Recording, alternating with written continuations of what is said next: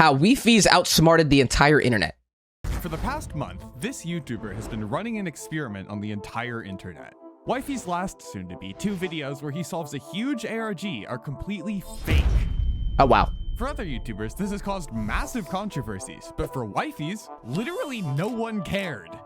In fact, it's his best performing content ever, and that's because the entire thing was calculated from start to finish. So, okay, I'm imagining it's one of those things where it's so obvious that it's fake, but you still want to watch because it looks cool. I don't know if that's that calculated of a thing.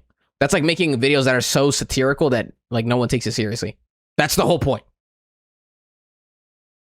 Ladies and gentlemen, the entire thing was calculated from start to finish. So, ladies and gentlemen, after an exhaustive interview with the man himself, this is how one YouTuber outsmarted the entire internet. To understand how he pulled this off, you need to realize something. This wasn't his first experiment. As a matter of fact, Wifey's isn't even his first channel. It's his 20th. This man... Oh my gosh. Oh my gosh. Bro, I've heard of people making a second, third, fourth. Like right now, this is my 3rd channel ever. Right? The one that this is going to be uploaded on. 20? I'm surprised you don't give up at that point. Did he just keep thinking that making a new account was going to solve his problem? Bro, no, just get better at making videos. As a matter of fact, Wifey's isn't even his first channel. It's his 20th. This man has been experimenting on YouTube since the age of 10. And it all started after watching a popular MMOs video. Okay, even though he started at 10, bro, he's making 2 channels a year. And it all started after watching a popular MMOs video. He was instantly inspired to do something similar. So he begged his parents to buy the game. Not Minecraft, Survival Craft, a paid knockoff of Minecraft. But that didn't matter to young Wifey's. He just saw that it had sharks and was sold on it. He then proceeded to LARP to his Kindle Fire as if he was recording a popular MMOs video. But, as goofy as it sounds, that was the moment he really discovered his passion for storytelling. Years earlier, he'd regularly give presentations about dinosaurs to his grandparents. He just found something about storytelling to be so intrinsically rewarding, and that's what YouTube is all about. That's so true, bro. I wish that was something that I focused on when I was younger. It is such a useful skill. Like, I think it's the worst thing that I could have possibly ignored. Or while uploading stuff, I started off doing like funny moments and random BS like that. So I was like, I don't need to do storytelling. I don't need to do anything. All I have to do is make people laugh. But even funny moments, if you look at Vanoss, if you look at the Fitz crew, everything is storytelling, gang. Found something about storytelling to be so intrinsically rewarding, and that's what YouTube is all about. So 2 years later, when he finally learned what recording software was, he locked in.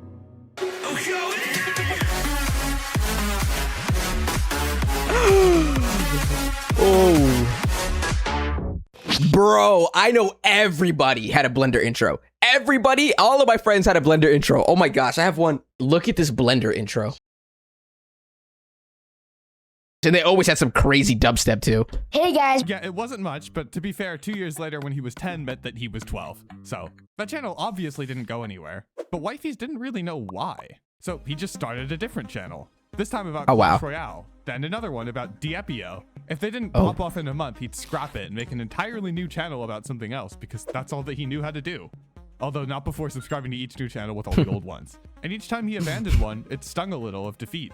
This single player sub for sub continued until he made Red Sheep MLG, a Pink Sheep clone. It actually managed— Oh, I thought he was Pink Sheep. Oh my gosh. A Pink Sheep clone. It actually managed to reach 100 subscribers. What's up, prankster gangsters? I'm guessing it's because you couldn't tell from the text-to-speech voice that he was a prepubescent child, but he thought, maybe he could get more subscribers. Maybe he could be famous.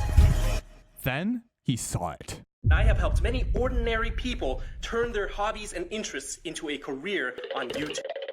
Mom, this is how I become famous! My brother in Christ, it costs $1,000. So because his bitch-ass mom wouldn't buy him an $1,000 scam, he was gonna have to take matters into his own hands. For a moment, he'd actually let himself believe a little shortcut like this might work. Fast forward to 2017 when he was 14 and he realized something. Giving up on channels after a month clearly didn't work. So based on this multi-year quasi-experiment, he adapted. He started another channel, but this time was different. No matter how many videos it took, this channel would be with him for life.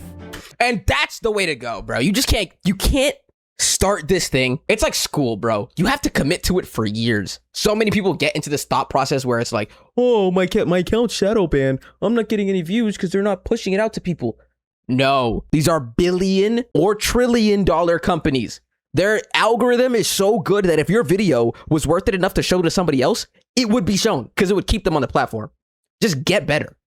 You're focusing on the wrong thing. I used to have that problem. I might still have that problem. And even though a $1,000 course might be able to teach you that faster, it's all stuff that you're eventually just gonna have to learn on your own. Someone can't do it for you. You have to apply your thought process and then learn why it's wrong. To pick the name, he went on NameMC. There's a section on the website where you can see upcoming OG Minecraft usernames, and one of these was Wifey, a singular wifey without the S. He needed this username because it sounded like Wi-Fi, and technology is freaking awesome and sick. Yeah, that's also my first thought when I hear the name Wifey. The name would become available at midnight when he was at his friend's Jewish coming-of-age ceremony. But it didn't matter. He waited anxiously to manually snipe the name late into the night, staring at the clock and spamming the button. I can't imagine being this guy. Like, imagine being at a bar mitzvah, right? Everyone's celebrating. Hey, I don't know what Jews do. And then you're just like. So, after creating the channel, he began experimenting once again. At the time, Wifey's was a big Mumbo Jumbo fan, and he wanted to be smart too. So he posted Redstone videos of his own. That didn't work. So he switched to Skywars commentaries because he was also a big fan of Technoblade. That also didn't work. Until he found something that did. Hermitcraft fan compilations, which gave him some serious momentum. Eventually, he reached 3,000 subscribers about 2 years into the channel. And to celebrate, he posted an Amazon Echo meme about Grian. Is it for me? It's for everyone. It's called Amazon Echo. Grian. And this was the video that changed everything. This video got hundreds of thousands of views. It felt impossible, like he just... That's crazy. How big of a content creator was Grian back then? Wholly recommended. Oh, he's huge. W. stepped into something. This video got hundreds of thousands of views. It felt impossible, like he just stepped into someone else's career. Then, because that did so well, he had to do a 5K special right after. Same thing, this time about Mumbo Jumbo. This video also blew up. Wow. Even Mumbo Jumbo himself commented. I was at an old car show with my family because my dad's really into old cars, and I just could not put down my phone. These were views that some people on Hermitcraft were pulling, and for the first time ever, I'm getting the feeling that, like, wait, this could actually go somewhere. He continued the Amazon Echo parodies and Hermitcraft content, since these were what got the most views. But Wifey's knew his success couldn't last. Bro, that feeling is like crack when you have something pop off and then you have another thing pop off. That happened to me, bro. Like literally 2 months apart, I had 2 things get over 5 million views on TikTok, and I was like, oh my frick, this is the meta. Like, oh my frick, I was in high school, I was like, I'm never going to college. Oh, that feeling was so awesome. This guy's also really smart. Back then, it wasn't popular to have something pop off and then you do it again and again and turn it into a format. That's literally the method now. If you have a video pop off, find a way that you can slightly change it, make it like a brand new idea, but it's the same format. You're just printing views. And honestly, that's kind of what the viewers want. It's like, bro, if I enjoyed something and you change it, I'll probably enjoy it again. If Ryan Trahan did his hotels challenge at restaurants, and then he did his restaurant challenge at B&Bs, like all of those were super entertaining to me. The format was inherently based on other people. There was literally just no reason to watch his videos over any other fan account. So he experimented with a new format. It was around the time Dream was blowing up with Minecraft Manhunt, so Wifey's just copied him. But this actually somewhat worked. He was genuinely the first person to do it other than Dream, but also Dream was still on 300s and Wifey's just jumped straight to 6. So obviously people are interested. I mean, he got absolutely pummeled and spent the whole video running away, but still, this was getting views. And then... Huge, bro. I know Dream got into some controversy, but like this guy, he actually like cherry picked small creators and then like he would help them grow, which is kind of insane. Like Tommy Innit, he picked him up while he was still in high school. This is like one of the craziest cosigns you can get. Dream followed him on Twitter and invited him to a duel. This was going to actually end up on Dream's channel. Also, another thing I wanted to mention about this guy, one of Ludwig's best things that he's ever said in his life was, if you want to take an idea, do a yoink and twist. So he took the Manhunt, right? Which is normally 3 people. And then he doubled it. That's a twist. You make it extremely hard. And even if it's a parody, it's going to do well. This guy, bro, he has the YouTube brain. He has it. He has it. And it's probably from the 19 accounts before that where he learned like, oh shoot, it's probably good to experiment. Not being afraid to experiment, bro, is literally how you're going to keep like printing success. Genius. I already know this guy's popping the frick off. I know he has 3 mil now, but he's just going to keep popping off because he's in that mode. He's in that mode. And you can tell how nervous he is in the clip. The stress. He obviously lost, but having his inspiration acknowledge him and even feature him in a video was incredible. So that's great and all. He got to be featured by his idol, but now Wifey's channel is an amalgamation of Hermitcraft fan content and knockoff Dream manhunts. These formats both worked, but he didn't even like them. That's the dilemma, bro. I hate when I was doing my prank videos, there was a point where I was like, I can't do this. If I love Jesus, I can't be out here harassing people. That's not spreading love, that's spreading hate. But it's really hard to stop doing something that works. So I made a couple more, I got a couple 100,000 views, and I was like, nah, I gotta make the swap. And even now, I think that's my biggest struggle is just finding a format that works that I like. So he decided to experiment again. A good friend of his, Zyphon, had been making these mini documentaries, and Wifey's decided to make some of his own. He actually really liked making them, but compared to everything else, they weren't getting very many views. This also left him with basically 3 different audiences on one channel: Hermitcraft, Manhunt, and now this new audience for video essays. And the Hermitcraft videos especially weren't doing anything for him in the long term. No one was watching them for him, so not knowing what else to do, he quit them cold turkey. He kept posting manhunts and documentaries, experimenting with each upload. Most of these flopped, but some of them didn't. For example, he was a huge fan of Vsauce, so he thought he'd try to do a Vsauce-style video essay in Minecraft. At first glance, these two things really do not seem to go together, but Wifey's tried it anyway. It was a huge experiment, and this video popped off. To him, the most rewarding part of YouTube is having crazy ideas like this and having them actually work. Ooh. The Vsauce experiment also put him in a really good place. Literally no one else was doing it. But more importantly, he was a huge nerd, so making videos on weird Minecraft quirks felt like an endless ocean of content ahead of him, just waiting to be tapped into. This ended up being his ticket to escape Manhunt once and for all. So he kept going, and each time the Vsauce videos did better than the last. Frick, yeah, bro, that's a YouTuber's wet dream. When something you like has never been done before, and then you try it and it pops off, oh my gosh. Everybody always wants to do what works. No, that's how you end up creating a job you don't like. Oh, this guy's the GOAT. He's actually, I'm actually so surprised at how many of these YouTubers I'm learning about. Yo, shout out, first of all, shout out Skyboy. Every time he makes something, it's freaking awesome. Because he's one of these guys too, dude. Doing video essays about Minecraft in Minecraft and then interviewing the people is something I've never seen before. I haven't even seen this done about, like, there's a bunch of video essays. There's one about Joe Bart. There's one about Myth. There's one about literally any creator that's huge and either fell off or is like controversial for some reason. But this guy's still adding new elements to it, and it's working. Hopefully I can do that. Around this time, he met another YouTuber through Zyphon named Sipover. The three of them all had around 30K and made similar video essay-ish type content, so they naturally got along. They'd have friendly rivalries about who'd hit 100K first or whatever. And Wifey's genuinely felt frustrated when Sipover had bangers, but in a good way. It motivated him to work harder. This little friend group eventually evolved into a Discord server called The Parlor with some other YouTuber friends, all at a similar size and age, including these people you may recognize. Having this dedicated group of people motivated Wifey's to grind harder every single day. And he was always keeping a lookout for other videos he could experiment with by adapting them into Minecraft. So one day, he struck gold. Dude, that's like literally the Mr. Beast method. He was like, bro, what you need to do is get into a room where everyone is obsessed with as the same thing as you, and then you just grind and learn together. Like this guy mentioned, I wish I had more creative friends my age. Currently, all of my friends that are creative, except for one, is like literally 26. 27. I wish like I had somebody who was kind of like at the start of their adult journey as well. But I mean, like, I'm not complaining because I definitely get a lot of help having that older person perspective. Somebody who's been doing content longer or has been in the space longer. It's nice, but still feels like a little lonely. An email appears Into Minecraft. So one day, he struck gold. An email appears in the inbox of a few users. Upon opening, there's an attachment. It has a generic name like document.txt or readme.doc, and to the mind of an unsuspecting 2004 human, it looks legit. To the mind of an unsuspecting 2004 human. Who refers to a person that way? A 2004 human. Why don't you just say a person in 2004? What the frick? To the mind of an unsuspecting 2004 human, it looks legit.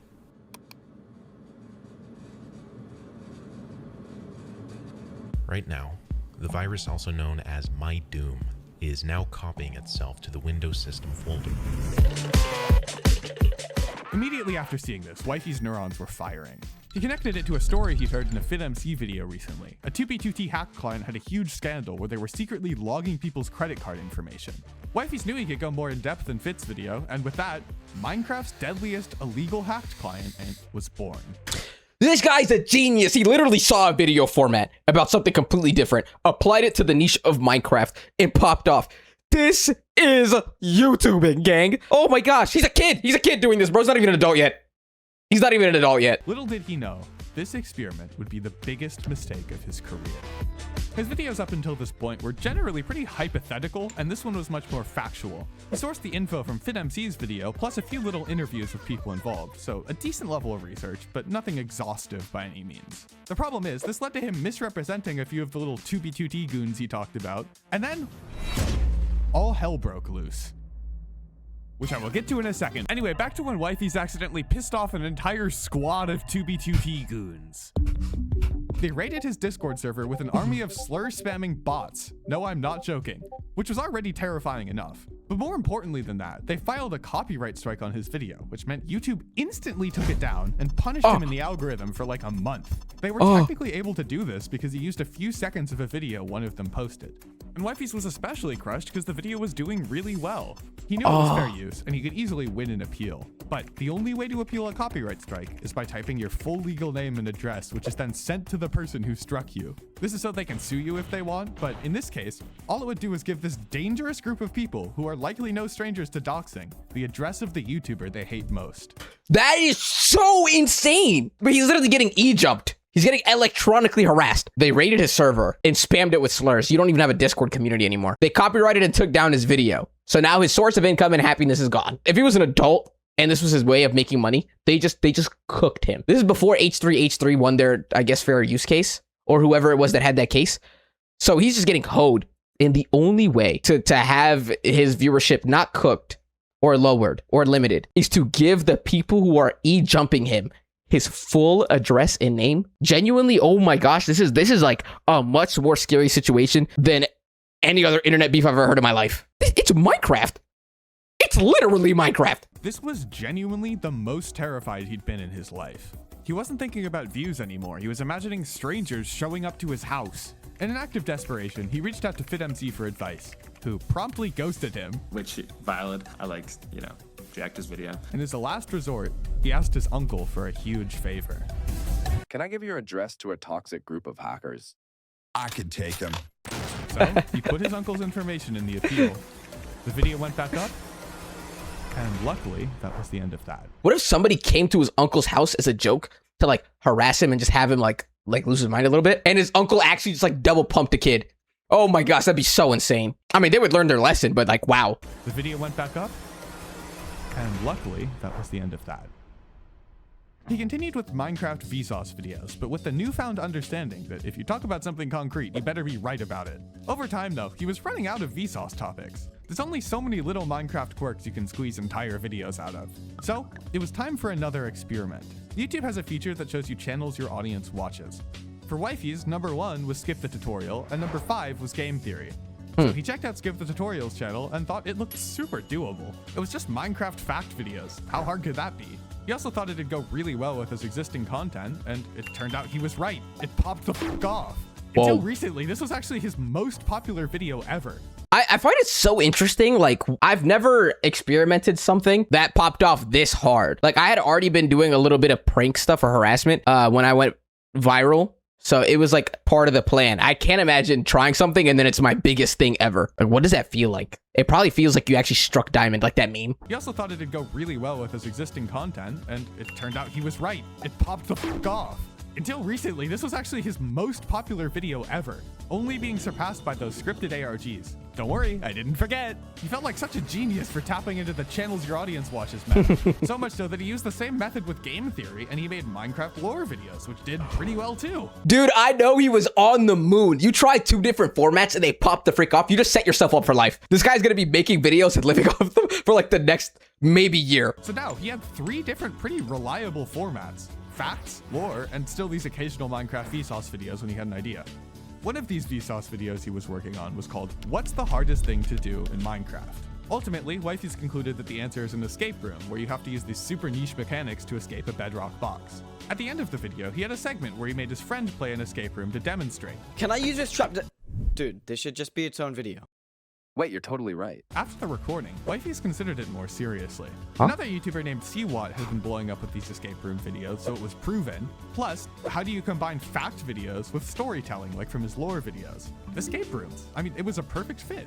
But this was also a huge risk. It had literally been years since he made anything resembling a gameplay video. Still, he chopped off the first 7 minutes of the video he was working on and refocused it on just the escape room segment.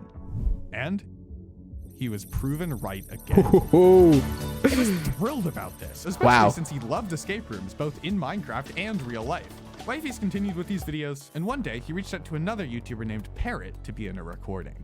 This guy is literally, I'm not even trolling, he's the blueprint. Anyone that wants to be a creator, a YouTuber or whatever, learn from this video. Him and Jude Law are actually just beautifully, mentally, intelligently gifted people. Doing this stuff naturally and not having to just like, I don't know, hit a wall a million times every single time you learn something new is crazy. They're on a higher plane of thinking.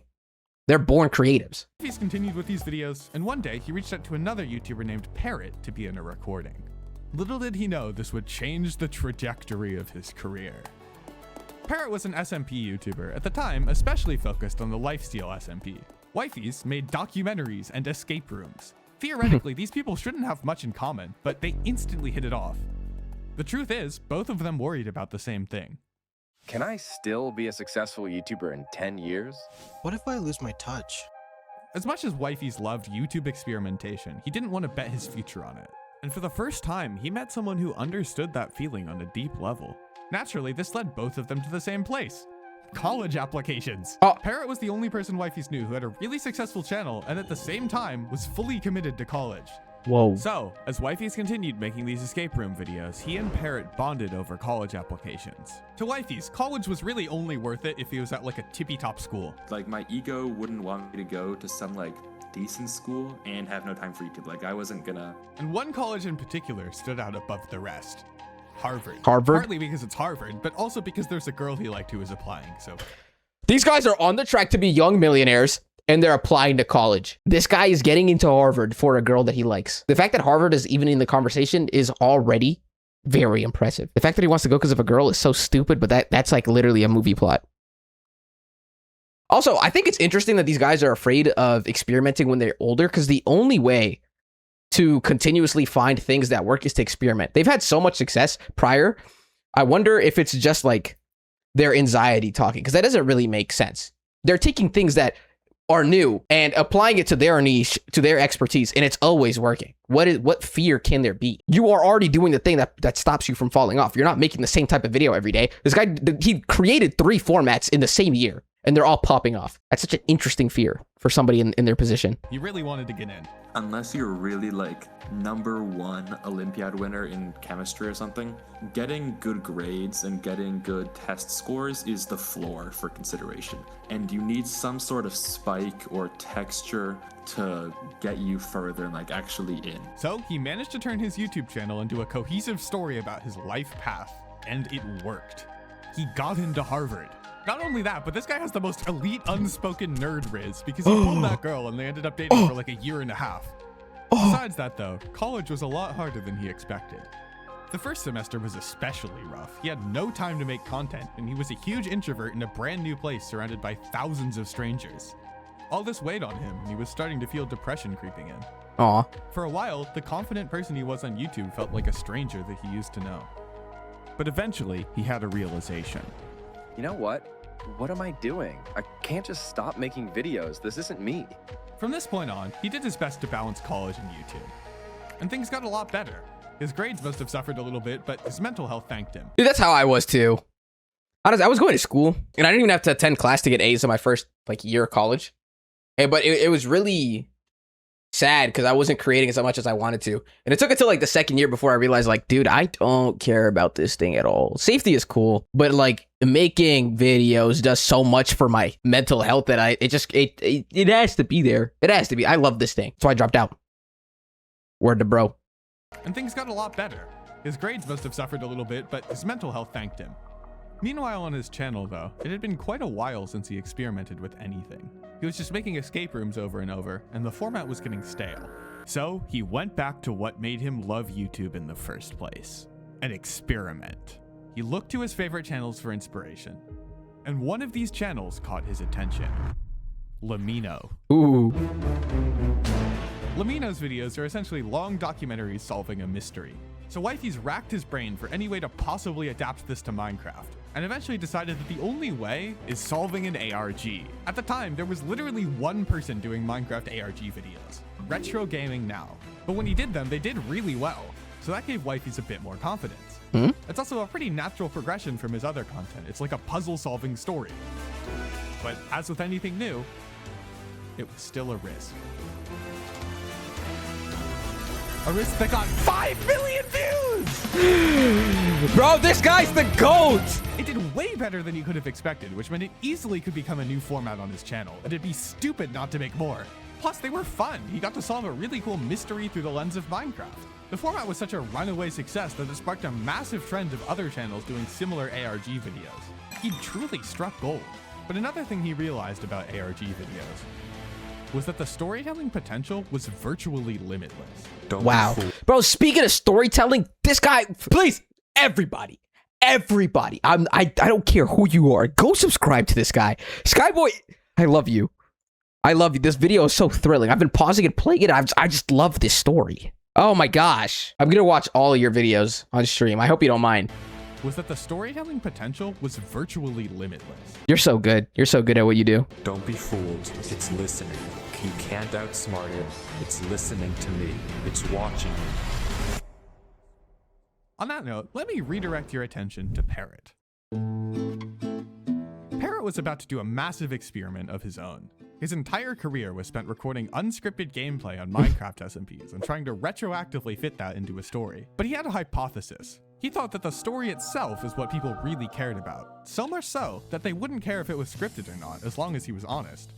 So he decided to take a huge risk, scripting an entire 40-minute SMP video and uploading it to his channel as part of a new scripted SMP called Unstable Universe. And whoa, that's crazy. I actually can't believe that's the first time like someone's tried that, because that's basically what the whole Dream SMP was. It was like lightly scripted stuff. And in the description, he was transparent and said that it was scripted. Unfortunately for Parrot, though, this experiment totally flopped. But Parrot was so confident. Oh no, the experiment totally flopped. 643,000? Bro, what? What does your average have to be to think 600K is a flop? But Parrot was so confident in his hypothesis that he still thought it had potential. So he went back to the drawing board and came back with this. A 3-hour movie with the acting and script itself massively leveled up. And for the second episode, he asked wifeys to record with him. The two of them would be co-stars.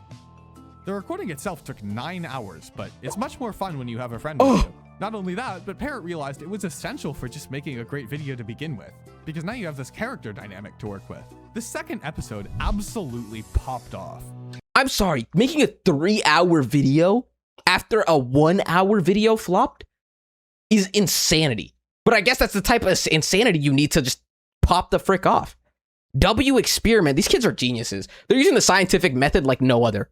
And they're young. These guys are, now they're in college, early college, learning like marketing and business tactics. Minecraft YouTubers are insane. The second episode absolutely popped off. Wifeys and Parrot then went on to have an ungodly amount of lore, which I will not spoil, but I'm telling you this for a reason. This made Wifeys intimately familiar with how scripted videos work, and it gave him an idea. What if, instead of finding and solving a random ARG, the ARG analysis was scripted? How good of a story could you make then? Because in my mind, if you take out the puzzles, would it still, like, is that what makes the video entertaining? My guess is I don't think so. And honestly, I feel like you can take out the horror as well. And then once you do, you're literally just left with a format where you can like call upon supernatural entities. Like you have literally no bounds in your storytelling.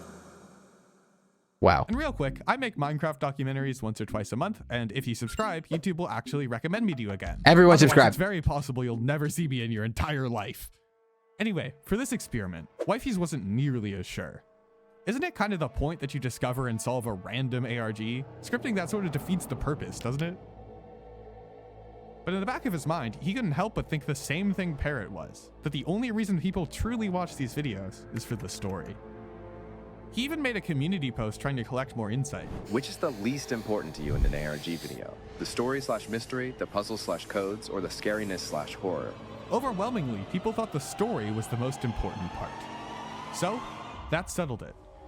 He would figure this out once and for all by testing it himself and scripting an entire ARG. But this wouldn't be any old ARG. It needed to be better than anything that came before it. There's a big trope where the protagonist is stupid and has no survival instinct, so Wifey's flipped that on its head. He made the protagonist a Machiavellian genius, and instead of some shadowy black entity hiding in the corners, which is another trope, he wanted to make an entire ARG where you couldn't even see what was following you. That's so smart, bro. A lot of movies back then, a lot of just film makes the main character so stupid because they thought it felt good to be smarter than the person on the screen. But like when that happens, the audience feels stupid. Nobody wants to watch that BS for too long. It's annoying. It actually feels annoying to watch the thing. So having like this light-esque character that's just as smart as you, if not smarter, the storytelling is literally all in your hands. As the director, as the narrator, you have so much power. And I think the audience appreciates that. He wanted to make an entire ARG where you couldn't even see what was following you. The audience's imagination had to do the work. Wifey's also made the conscious decision to really treat it like a movie. Something he really liked in Ish's Civilization video is that there was music with lyrics. Music with lyrics is so much aura. Wifey's did the same. He also experimented with straight up silence in the most intense parts of the story.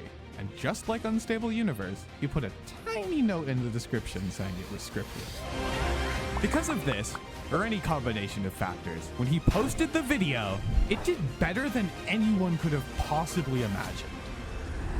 There has been this YouTube video I simply can't stop thinking about. A lot of people are considering this the greatest Minecraft video to come out this year in a year. Wow. Again, very competitive. Why is the best adaptation of The King in Yellow a Minecraft ARG? If you've been around the internet...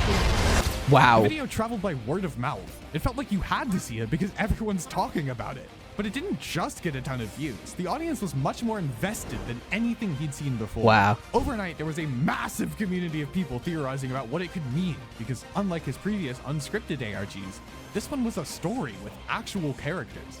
Jimmy Mr. Beast even DM'd him saying it was a banger video, and Wifey's couldn't be happier.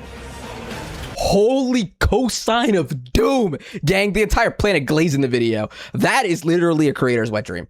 To have everybody discussing, interacting, feeling satisfied about your story. He just created the Minecraft version of Inception. And not in like the way that the story is the same, but the fact that it left the same impact. That is aura. After this huge success, he couldn't help but feel honored. This story he'd created entirely from nothing for the first time in the history of his channel was doing better than any of the times he'd made videos about other people. Like, it's nuts. Like, I genuinely am so thankful that people like this world that I've created, and it's so like validating. And Parrot said this too. Like, he was worried that people wouldn't like his videos when he said they were scripted. For the first time, he wasn't borrowing an audience. This was him, and people loved it. Wifey's proudest moments are when a crazy YouTube theory turns out to be right. Nothing is more rewarding than working really hard on a massive risk, and just like his newest video, it pays off more than you ever thought was possible. Who would have thought scripted ARGs even made a modicum of sense? The fact that Minecraft videos like this, like Ish's video, like Parkour Civilization, keep repeatedly blowing up across the internet, to me, is a sign of Minecraft's wider resurgence. Minecraft YouTubers are virtually unmatched across the entire YouTube platform because the space is just so competitive that the content produced is genuinely the best, and I don't think I'm biased in saying that. It seems like the wider internet is finally realizing that. Also, scripted content is massively untapped on YouTube as a whole, and the fact that it's blowing up on such a massive scale on Minecraft, which is usually at the forefront of trends, should be a sign of where the YouTube platform is headed. If you enjoyed this video, remember to subscribe, because the next time someone has this massive blow up like Wifey's, I will be there to cover it. And have a great rest of your day.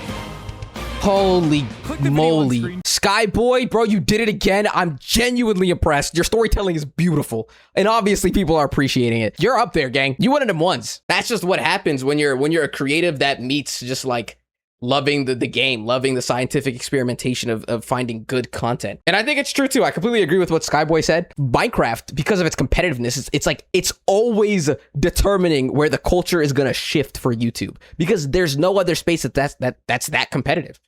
Scripted content is untapped, but you have people like Curry Barker doing scripted content and then making actual movies. If they made a Minecraft movie that was like scripted like this and then put it in theaters, it might be one of the best-selling movies ever. And it's crazy because the medium is a video game.